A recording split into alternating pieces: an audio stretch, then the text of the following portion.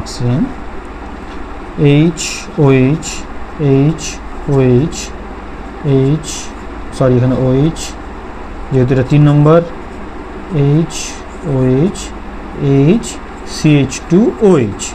আচ্ছা এখানে যেহেতু আর একটা বন্ড দেবো আমরা, মানে আরও গ্লুকোজ থাকবে, এরকমভাবে আরও গ্লুকোজ আছে। ওকে,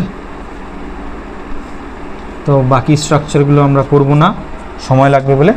আচ্ছা এই যে 1 prime 2 prime 3 prime 4 prime 5 prime, এটা 6 প্রাইম দেখতে পাচ্ছ। এই 6 প্রাইমের সঙ্গে এই যে আর একটা শাখা তৈরি হচ্ছিল, এদিকেও থাকতে পারে, আরও লম্বা হবে, এটা থাকতে পারে, অসুবিধা নেই।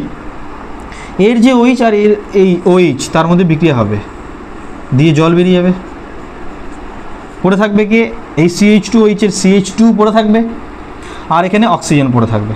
তাহলে এটাকে ইরেজ করে দিলে দেখতে কীরকম হবে?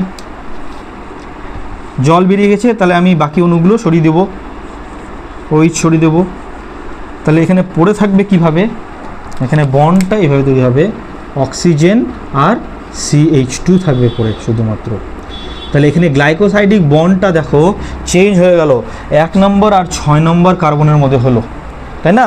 তাহলে এই উপ-এককটার নাম হচ্ছে আমার অ্যামাইলোপেকটিন।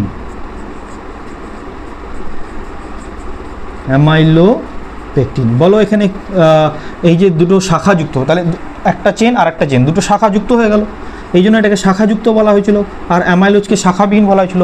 তো এই শাখাযুক্ত চেনটার মধ্যে কি কি বন্ড দেখা যাচ্ছে? আলফা 1,4 বন্ড দেখা যাচ্ছে, আলফা 1,4 প্লাস 1,6 কী কী দেখা যাচ্ছে? 1 prime to 6 prime, alpha 1 prime to 6 prime ও গ্লাইকোসাইডিক বন্ধনী দেখা যাচ্ছে। মূলত আমাদের প্রশ্ন করবে যে অ্যামাইলোপেকটিন উপ-এককটির মধ্যে কী ধরনের ও গ্লাইকোসাইডিক বন্ধনী দেখা যায়।